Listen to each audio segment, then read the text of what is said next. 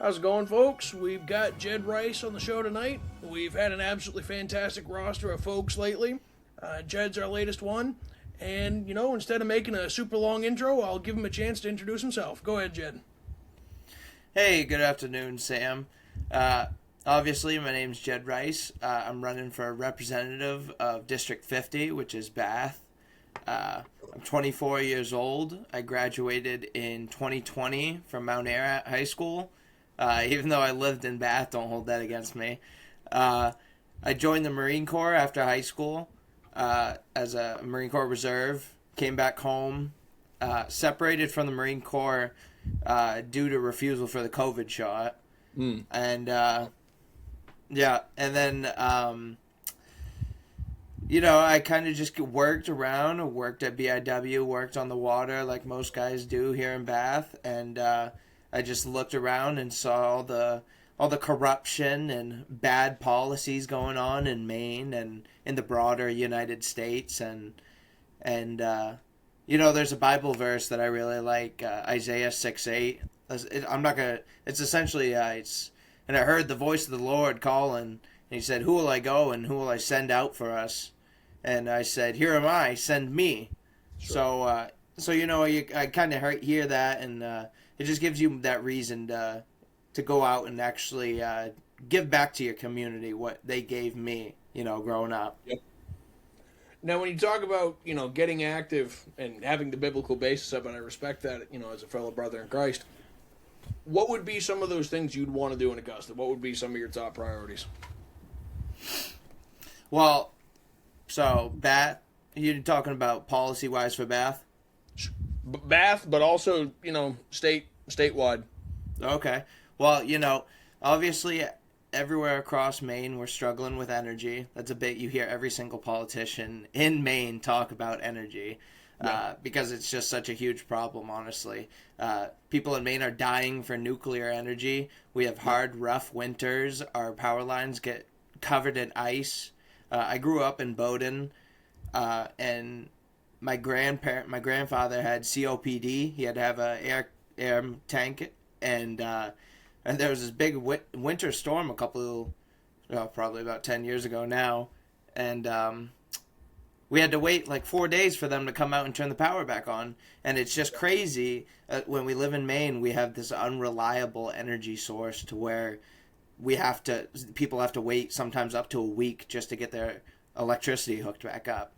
So energy is definitely one. Sure. Obviously, wages are a tough thing, and they're not a one-sided problem. They're very complex. There's so many different things that actually need to happen to actually fix the problem. But the huge problem is that nobody can stay here. It's very expensive to stay here. And if you stay here, it's very unlikely that you'll be able to build anything that you want to build. That if you went somewhere else in the country, you'd have a much better chance at doing it.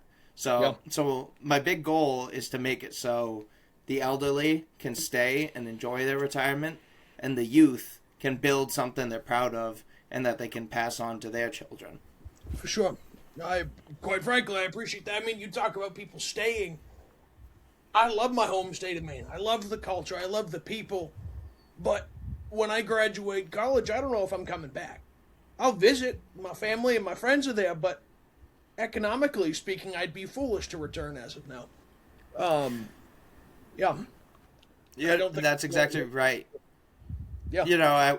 I went to high school with so many kids who, you ask them, what are you doing after high school? Oh, I'm out of here. I'm heading to California. I'm heading to Texas. I'm heading this and there. They'll go anywhere except stay here in Maine because, and that's another big segue into another problem that I want to help fight with is housing. That's another big problem is there's not, people want to buy homes but we have a housing kind of a crisis in Maine to where we have so little housing, it drives the costs up like crazy. All these governors, they're fighting for they want to up the homestead exemption, but which isn't a bad thing, but that's definitely also something that I want to help fight with. It's definitely that's part of the problem of why Mainers aren't staying here and why we can't retain families. Now, when you talk about the housing issue, what would you do specifically in that area? Because I see the opposition. It was either Shanna Bellows or Hannah Pingree was talking about more government housing. There's nothing wrong if you need that. Okay, we need to have that available, but at the same time, I don't want to be told to be dependent on the government. I want to actually treat the issue and make it so that I can afford a house. What would you do to be able to achieve that goal? So, I've had some conversations with some friends who from out of state who've suggested some things that they've done that their states have done, and we make it really hard for these places to want to come in and build these multi-unit buildings or whatever, or these single-family homes even, really, because we're not incentivizing the builders to come do it. So, excuse me. So, why? And I can honestly say I'm not the smartest man in the room about everything, but I go home every night and I research what I don't know, and I definitely always come back with an answer. So at this moment, I don't know exactly what would be in my personal power to fix it, but we need to incentivize the idea of building these apartment buildings, these one family homes. And that's another problem in Bath. We have plenty of multi apartment buildings going up, but we don't have any more one family homes being built. There's no places in Bath for families to settle down, or even for young couples to start families. We're slowly turning into a tourist city, and a city to where whoever owns a house here is going to die and then just sell it off, and it's just going to be turned into something else. Would you support getting rid of the property tax, exiting it completely? So, yes, I think property tax is blatantly theft on what you owe. But that's a problem where we come into it's not a one thing fix all. So I 100% am with eliminating property tax, but we have to find out how to supplement that income because we are a very small state and we don't produce a lot. What I think we should do is that if we're going to cut property tax completely, we need to lift the hydro dam, the limit we harvest our hydro dams so we can export more power. We need to supplement that property tax income if we're going to cut it. Okay. Well, okay, that leads into the energy side of things. If we want to incentivize housing, making it so that we can afford it, we also don't want to be taxed on something year after year that we've already bought. If you want to be able to supplement that lack of income, would you support making it so that we have to prioritize the energy coming from our hydro dams, prioritize the people here in Maine? I could be wrong, but if I have it correct, there's a dam up in the Caratunk area, I think. I could be wrong on that, though. I'm pretty sure a lot of the power that's generated at it, if not all, goes to out-of-state locations. I wouldn't be... No, and I wouldn't be surprised at all if that is right, because Maine has a bunch of policies like that where it's like you're shooting yourself in your own face, Sure. And I definitely I support the policy of build up your foundation, then spread the wealth. We need to build in the Maine people and revitalize our economy and turn Maine back into not quite a production state, but enough of the fact that we can rely on ourselves. We shouldn't have to rely on the federal government, or we shouldn't have to rely on other states. So yes, I do very much support the fact of providing the electricity, and like I said, lifting the hydro cap would help bring down energy prices. Excuse me. Like we only harvest the hydro dam, I think the one in Brunswick, for 4 weeks out of the year, I was told. And, that's just crazy. Yeah, I swear to God, that's what I was told. And we're shooting ourselves in the foot with stupid policy for no reason, on the basis of preserving wildlife. But we know for a fact that the fish in there are now fine. So yeah, and then we go and we build these ugly wind turbines, that are costing us money, don't produce Yep. enough energy to what we're putting into it. Like, we just need to scrap all of that and rely on hydro, nuclear, and I've still heard some good arguments for coal, against coal, but hydro and nuclear, those are the money makers here in Maine, Yeah. especially with those hard winters. We need those reliable energy sources that we can store plenty of. Now, this is an idea I've battled with personally. I don't like a lot of government subsidies. I really don't think it's the government's place. But at the same time, we've built our economy the way it is. Would you support getting rid of the solar subsidies, but taking a small portion of those funds that were originally going to solar subsidies and redirecting them towards hydro dam repairs? I mean, there's a dam in Dover Foxcroft. You could be generating power there. We've got a dam in Guilford, Maine, that's most likely going to be removed. We should replace it with a hydro dam if it really needs to be replaced. There's enough locations that we could be generating power at, but instead we're putting up ugly solar panels all over the place, basically making solar cemeteries statewide. What would be your opinions on it? Oh, I completely agree. I really like, 15 years ago, you were a kid, you hear about solar energy and it's the coolest thing in the world, but then we grew up a little bit and we realized it's actually incredibly inefficient. Yeah. And so, I support people throwing solar panels up on their buildings, up on their houses, up on their own personal workplaces that they own, but I don't believe that the government should be paying for it. I don't believe that we should be ruining wide open fields, planting up ugly solar panel farms. Like, Sure. so what you're saying, I completely agree with. I would definitely want to look more into that. I 100% am on the hydro energy and the nuclear energy. Those are definitely avenues that I think we need to invest a lot more in. Well, you also might be able to bring in some jobs to some local communities, too. I mean, you look at, there are certain parts of this world where there's no water at all. In Maine, we've got ample amounts of it. A drought in Maine is nothing compared to certain other parts of the world. We've got enough water where we could have those turbines going almost 24/7 for a large portion of the year, yet we're not doing it. The Maine first decisions are practically non-existent at this point. Now, Well, you did mention... that's exactly it. Good. Oh, well, I was just saying, it's easy when you're in political office to stay in political office if you don't actually fix the problems, because you can keep running on the promise that you're going to fix these problems that you already set out to promise to fix. Yeah. So I can't say I'm surprised that it hasn't been fixed, but especially with who represents us in Maine at every level, but hopefully it's something we can remedy to fix the future of Maine, because it's a serious issue. Yep. Now, you said you've done some stuff with Bath Iron Works, right? Yep, I work down there as a ship fitter, and my brother still works down there as a painter. Fantastic.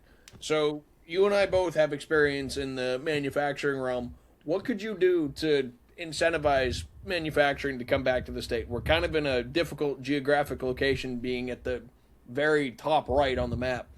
We're in the middle of nowhere. It's cold. It's far away. We've got to incentivize people to come back and work, and to be able to incentivize the jobs to come back. What can we do to do that? Well, that I hate to say it again, but that's a multi. There's opponents on every front of that question. You got to fight in every direction on that. Obviously, one of them, I've talked a lot about this, the effects of raising wages versus just inflation. I definitely think so a huge problem right now in Maine that I can openly say, especially in Bath, is that BIW pays way more than anyone else, and nobody can keep up with it. And it's not their fault. They produce the greatest warships in the world, but it creates an environment to where nobody wants to work anywhere except there, because they're promised the high paycheck. So Sure. I'm on the side of raising wages in Maine. Right now, our minimum wage is it's like $14 or $15, I think, something like that. I just saw it today.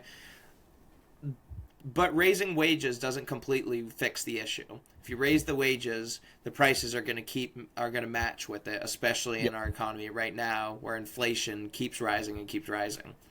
So we need to incentivize.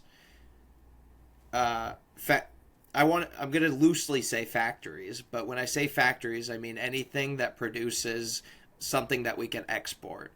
For example, we used to have a shoe factory in Bath, and we made shoes. Like we need to create tax cuts to incentivize manufacturers to come back to Maine, because we're not a state that's going to build casinos and make money off casinos. We're not a state that's going to build huge basketball courts and have a pro team play here or whatever. We're a state that's going to make our money by exporting goods out. We're going to be a state that makes money exporting energy out through hydro and nuclear. And we're a state that makes money exporting out warships through BIW. Those are the three things that, in my opinion, should be what defines Maine. Sure. And I would just like to segue. Those three things are also, I think, very similar in the Maine identity, because it doesn't eliminate our natural landscape. A lot of problems with adding in, trying to develop our state into something like California, to where it's a real metropolitan place. You're eliminating the whole appeal of living in Maine. So we need to also keep in mind that we have a vision of what Maine is, and keep that in our future plans as well. Now, this is an idea that it could be potentially unpopular, but it was an idea that was mentioned in passing conversation a while ago with me. Billboards. Those are illegal in the state of Maine. We all know it. We've got a rural state, and a beautiful one at that.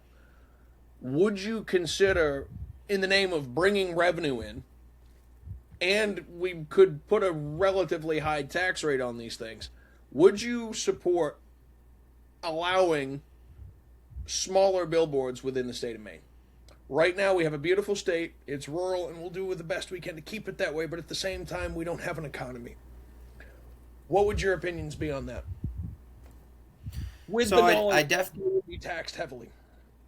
Right. So if you were asking me personally, and if you were asking just Jed Rice, Bath resident, I would definitely be for that. I don't see an inherent problem with having smaller billboards. Obviously, they got some out in California, and they're massive. I think those are a little out of brand with what Maine is, but I don't inherently see anything wrong with having billboards like that. But if you were asking Jed Rice, the man representing Bath, I would have to defer to what they would say, honestly. But if you're asking me personally, I don't see a problem with them, honestly. I think they. One thing we could do, and I want to see if you agree with me on this, because it's something I'm battling. If I run for office in the future, which there's a good chance that could happen, we might try to find middle ground with people and say, hey, we need jobs, we need an economy, we need funds to come into our state. If we tax them heavily, and then maybe do it by population, if you've got a town with a significant amount of people by Maine standards, Bangor, throw up a couple billboards in Bangor in the mall side of town, I don't see how that's going to hurt anything at all. And I'm living here down going to Liberty, there's billboards all across town, and I practically have forgotten they exist. I got used to them. Yeah, you're exactly right. In Bangor, Augusta, those are places where you wouldn't bat an eye if you saw a billboard. Exactly. And you're right. I think it would be a good side hustle, if you will, for the state, just to get a little extra money for whatever city or district it's in. Yeah. You can even designate it to a certain project. I mean, Bangor's roads are terrible. You practically have to have a flying car to get around the mall, for crying out loud. Say, hey, we'll put it directly, all the tax revenue goes directly to the roads. Sounds good. They need it. We can't maintain a road at all. We might as well put a little more money towards it. And that's something Maine people would jump at. You always, wherever you go, you stop somewhere and you mention how the roads are, you're gonna get about three old men talking about how they hit 40 potholes driving into work that morning. Well, Bangor sticks out specifically because that's where I went to high school in Bangor, and I remember we were coming up over a hill. This isn't just a regular Camry, for crying out loud. We hit a pothole and blew a tire. You should hit a pothole and hear a bump, bump, bump. No, we were Yeah, going like maybe 25. Bam! The whole tire just blows. it's so bad. The state of Maine doesn't know how to maintain its roads, or simply just doesn't care. Yeah, it's. I So think it makes it too. yeah, Well, we you know, also go ahead. Sorry. well, we have the money to build brand new schools for every single town, and we have money to pour it into a bunch of useless. I would honestly say some useless projects, but we don't have enough money to upkeep our roads, or we don't have Yep. money to make simple repairs like that. You kind of see where the priorities lie with who are in charge right now, which should be the people. So I think you want to talk about the priorities and where money's going and how it's being spent. It's a really important topic, and so I think it leads into something regarding a Maine Department of Government Efficiency. Now, before I get into that, if I'm being 100% honest, I haven't been fully satisfied by what we've seen in DC. I expected a lot more, and I haven't really seen a lot of what I was promised, especially in that area. So, would you be interested in going ahead and actually putting together a Department of Government Efficiency for Maine that's actually effective? A group of legislators or maybe independent contractors that come in and look and say, hey, what are you guys spending your money on? Let us all know, and then we go through and cut the stuff that doesn't need to be cut. That doesn't need to be spent. Yeah, I honestly think that's the only way that we can move forward with the government at this point in any aspect. I think, and I've mentioned this at length with many voters in Bath that I've gone door to door and talked to and met. A lot of people are worried about where their money's going and how it's being wasted. I remember one specific conversation was the school systems. We put millions and millions of dollars into our school systems, yet we're at the bottom of the nation. So I am 100% in support of and I hate Doge. I hate it just because of Elon and the crew. Not because I don't like them, just because everyone hates them. So the phrase is unfortunately ruined. That's Even kind of though what I'm getting at. Is it's not a good right, name. The objective is good, but the name has been exactly. worn out. Yeah, exactly. The name has been ruined, so but I'm very much in support. I think our school systems, I'll just use that as an example, drastically need to be re-examined. I've heard people talking about how a lot of teachers become complacent in their later years and just kind of coast their salary once they get tenure, and we need to reevaluate those and kind of look in to make sure we're spending millions of dollars to give our kids the best education in the nation. Sure. We should make sure this money is actually being put towards that and not just so Phil what's his name can coast his teacher's salary, which after he's already done 20 years is probably like 100 grand or something, so he can't coast his teacher's salary and just live in retirement. We need to make sure these teachers are doing their jobs and telling these kids unbiased facts and history and making sure, and that's just one example, just teaching. So yes, I'm 100% in favor of a a department of efficiency. Yeah, I guess you could say a government spending task force or something to rebrand. I don't know. that But find something that's got a good ring to it, but not the Doge name. We all want financial responsibility in Augusta, but you're right. The Doge name has been worn out. I think you're absolutely right. I think that's one issue that definitely is shared across the aisle between Republicans and Democrats. Both sides. I'm obviously running as a Republican. Bath is a very Democrat district, but it is unanimous that everyone wants accountability in the government. Yep. Everyone wants anyone who commits a crime to be held accountable, and that I think that's held pretty universally. I think there's something, forget about the federal level. Just look at Republicans in the Maine area, just the state. There's a lot of things that we stand for that just about everybody agrees with. Everybody. And you don't bring up candidate, you don't bring up party, you just talk about principle. A lot of things we agree on. Yep. And I think almost everything you and I have brought up, the vast majority of people would agree on. There might be some questions regarding the solar discussion we had earlier, but putting Maine first and trying to lower our energy costs and making sure people have housing, I think that's a pretty bipartisan issue. And the current party that's been in power for the better part of a decade now almost, it hasn't gotten better at all. No, and I completely agree. There's definitely a separation of Republicans and Democrats at our state level in Maine and our Republicans and Democrats at the federal level. There, in Maine, and I'll use the example of me walking around again talking to voters. When I meet people, I don't mention Republican or Democrat. I don't like to. I see everyone as American.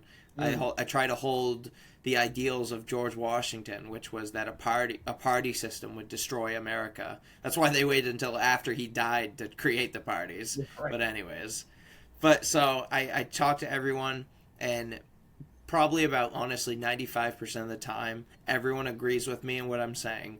So I think in Maine we have a real blend of Republicans and Democrats to where we're in.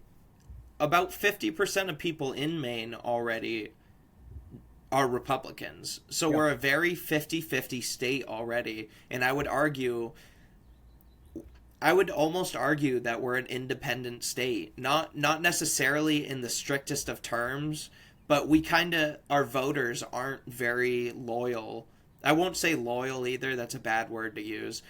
But they're always willing to hear out the other side. And I think that's what separates Maine from a lot of places. We definitely have a more independent mindset. And I think even those of us who are more dedicated to one side or the other I've been turned off by the Republican name. I won't lie. That's coming from the dude who was the vice chairman of the Republican Party 2 seconds ago. I mean, would have been 2022 is my first election cycle that I was active in. Fought like heck with the Republican Party to get Republicans elected. Was vice chairman for a year and a half after that. And now I've seen what I've seen down in D.C. and I'm kind of like, okay, sure, I'm a registered Republican. I'm not going to say I'm not. But I'm focusing a lot more on candidate and principle. Right. Am I going to ditch the Republican name? No. Because for political success, that would be stupid. And there's a lot of great Republicans that we've got running in this state, such as yourself, Chad Perkins, Paul LePage, a whole bunch of great people all over the state, especially the state level ones that, quite frankly, are trustworthy. And that's hard to find in politics. Jim White and Chad Perkins come to mind immediately. Yeah. There's absolutely, and I'll even go out of state at the Republican level. Thomas Massey is another one. I'd give him the keys to my house. He's a great guy. And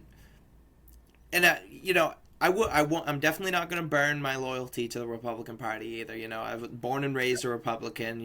Republican family. In my lifetime, anyways, the Republican Party has more or less connected to the working man. Obviously, that's faltered quite a bit in the later years. I'd honestly say, but growing up, they were definitely the working man party, especially growing up in a veteran family. But you're absolutely right with how they're acting in D.C., especially with myself, who I consider myself a very constitutional American. There's so many things in D.C. happening that I don't agree with the current administration.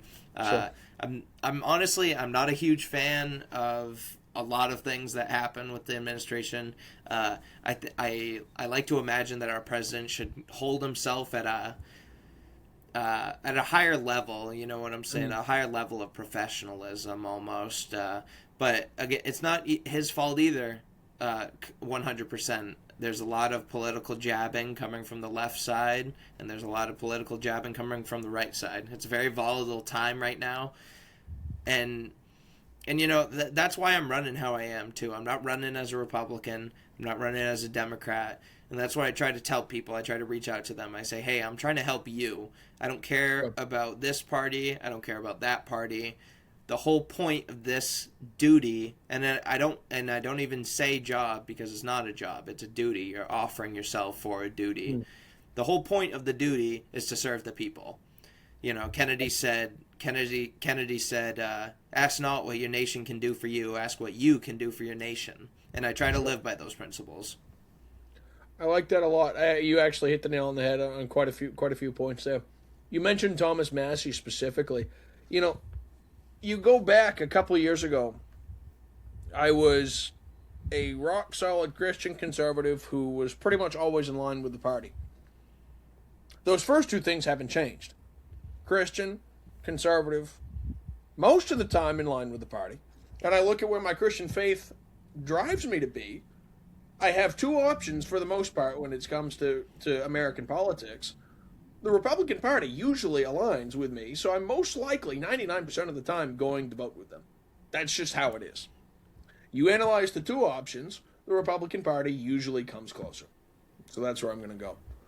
But I do think in terms of deciding where that party's going to go, folks like Thomas Massey have done a fantastic job showing where we should go, and you can see there's opposition to some of the things he's done.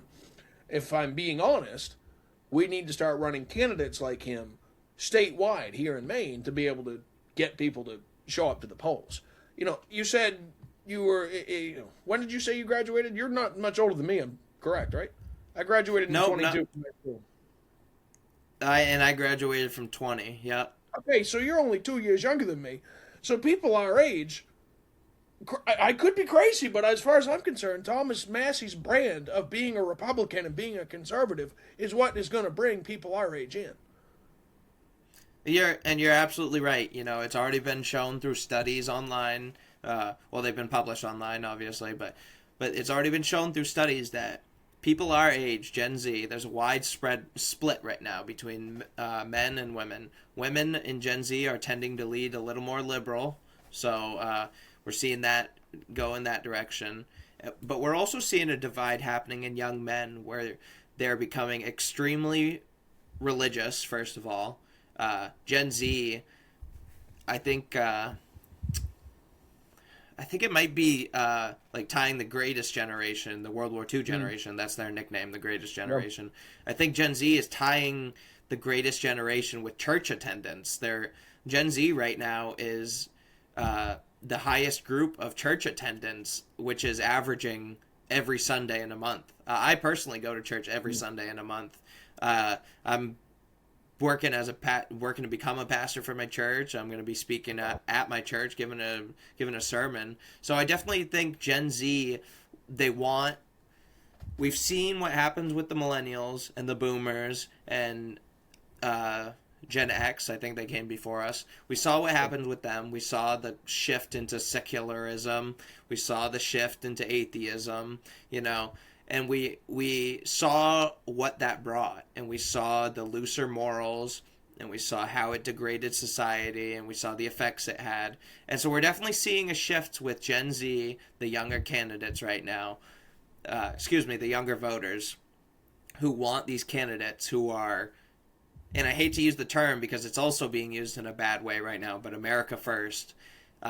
They want these America First candidates, or these Maine First, or these Kentucky First. They want these candidates who are not bought by political lobbies, not invested by outside forces. They want the Thomas Massey. They want the John Fetterman of the Democratic Party. You know, he doesn't dress in suits or whatever, but he's common sense, and that's what people want. They're tired of the politicians. They want real men and women to say what we're all thinking.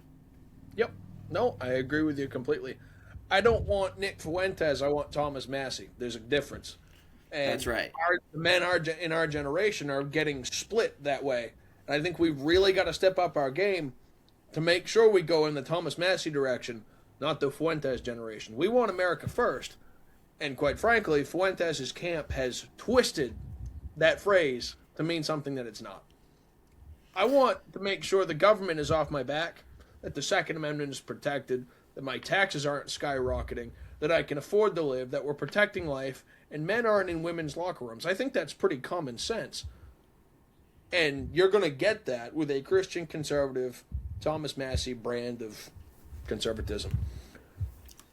And I think that's another important factor is that if we look back on historical America, we have to look at what made politicians successful back then, and a lot of that is who they were morally, and it leads back to if you entrust government positions to amoral people, or and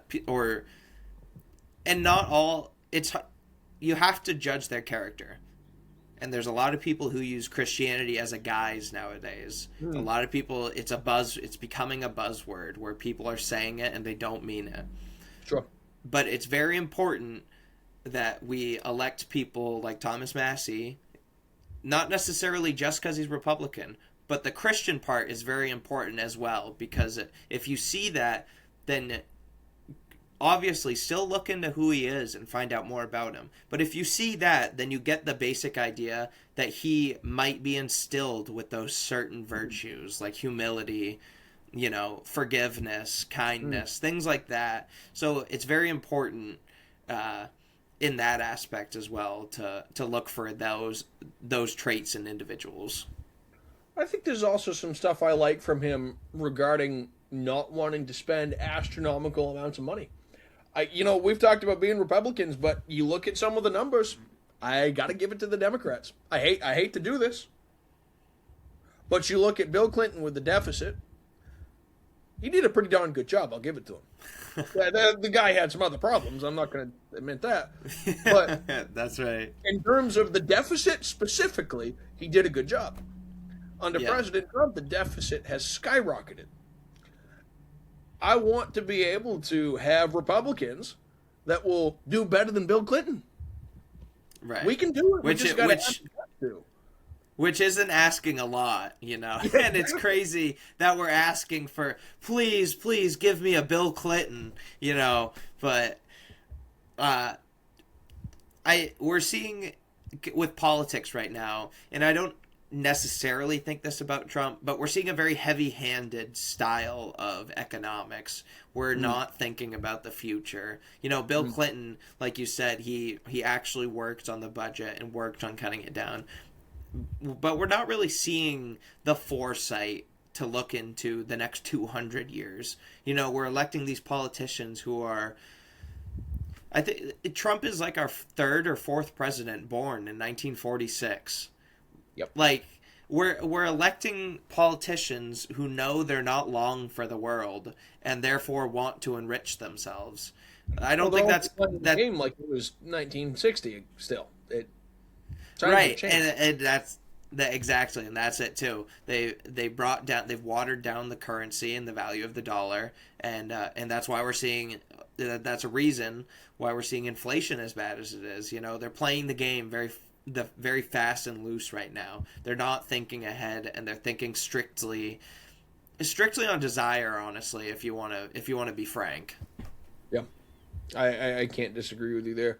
If I was of age and was back in Maine, not going to school, I'd run for governor and have Dave Ramsey appointed as my financial advisor and just tell him to go have fun, rip the system apart, have at it. Well, there's so good.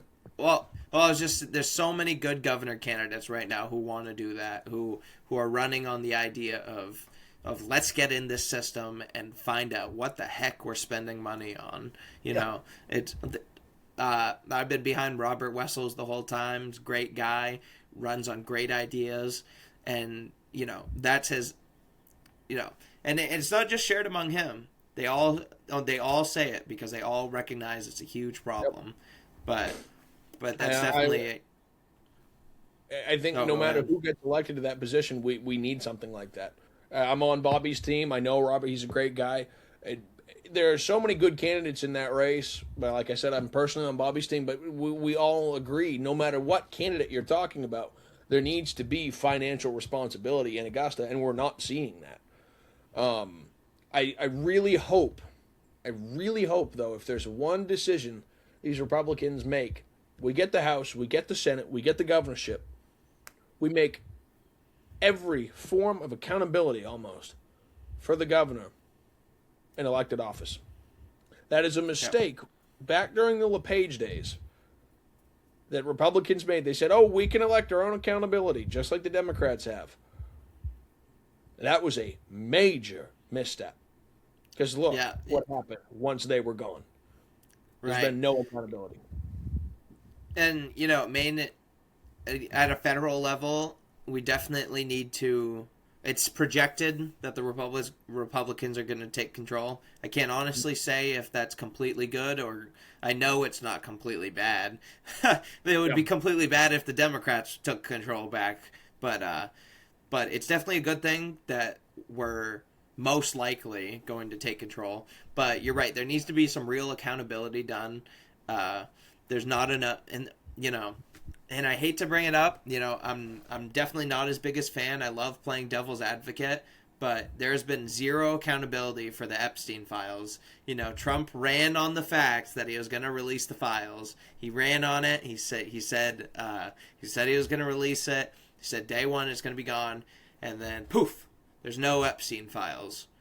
Well, what the heck do you mean there's no Epstein files? You promised me there was. There's no accountability. Then they're on the desk. Then they don't exist. Then they're a Democrat sham. Right.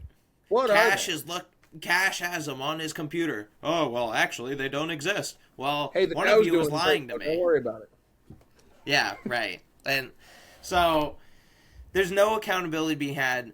I voted for Trump simply because Kamala Harris we couldn't allow that to become president. She wasn't voted in by the party. She was just shoved into the primary position. I wanted to defend democracy had no democracy in determining who their Democratic candidate was going to be.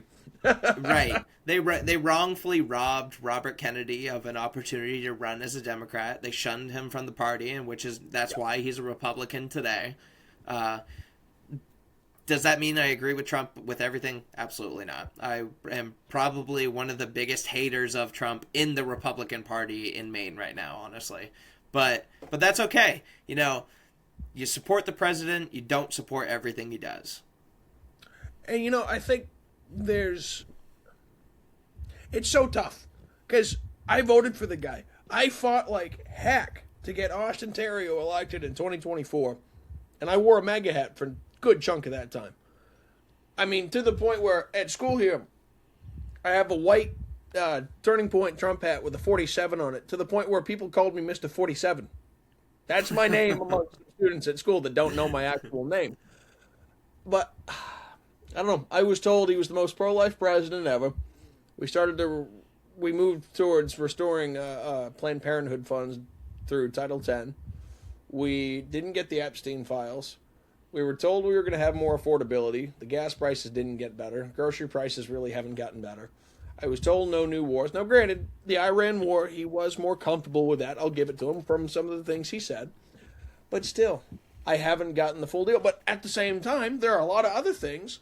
Take the big media headlines out of it. They've done some great things so far. And so it's tough. It's like I can give you a whole list if I pull it up and say, okay, he's done great things, A, B, C, D, E, F, G.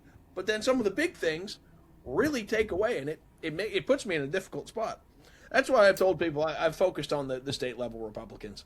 I can trust Paul LePage. I can trust the Bobby Charles. I can trust Chad Perkins. I can trust Jim White. The people that I am fighting for in the state of Maine, I can trust. I know these people. Yeah. And so as much as the president might have turned away from what I wanted, it's not turning me away from the Republicans here in the state of Maine because they're the best shot we've got. And a lot of them I know personally. They're great people.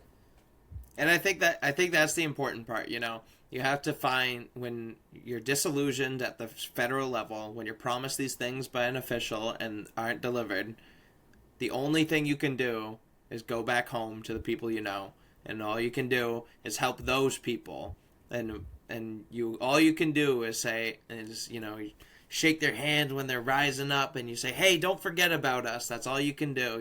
You say you have to put it into the people that you know, and the people you trust, and the people that you've seen for a long time, and that you know are good people, and that you know when they make you a promise, you're not going to break it.